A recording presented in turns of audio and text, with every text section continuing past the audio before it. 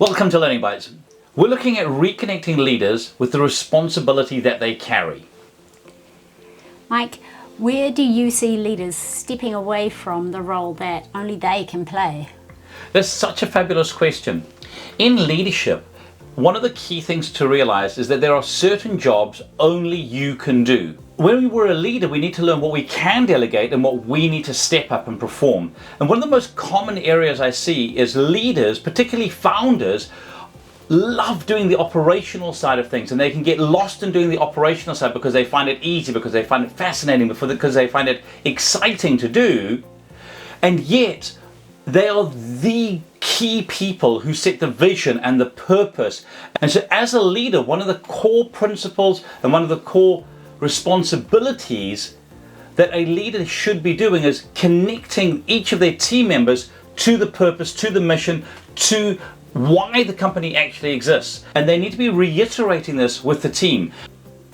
Thanks. And what happens inside a business when leadership accountability becomes blurred? That's also a great question. So leaders often, I hear from people saying it's very lonely at the top. And what can happen is that if you're not accountable to anybody, if you haven't put a structure around yourself where people can hold you to account, it's very easy for you to go and get distracted, chase the next shiny thing, go back to what you find easy and comfortable. The danger you've got with that is that firstly, obviously the important things don't get done, but probably the biggest impact I see is the impact it has on the culture of your organization. Any team is the length and breadth of the shadow at the person at the top. And if you are not being seen to being accountable, to doing what you said you're going to do, to doing the important things, to doing the hard things, then your team looks at you. It's not what you preach, it's what you tolerate, not just in others, but in yourself. And so your team is far more likely to copy what you do rather than what you say.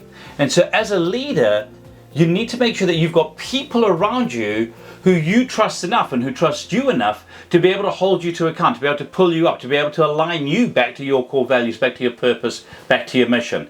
And that's what creates a high-performing team.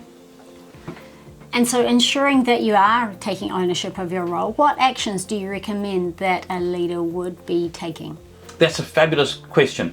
I love to see it when leaders have some form of accountability people, whether that's team members that they've invited to speak into their life, or whether they might have an external mentor that they speak to, or maybe they have an advisory board, or maybe they've actually got an actual board that can hold them to account. Somebody who is able to say to them, you said you would do this, are you doing it? Somebody who's able to challenge them and go, are you really putting your time to where you add the most value?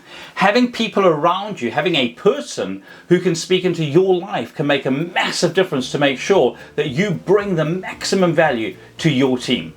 Here's to your success.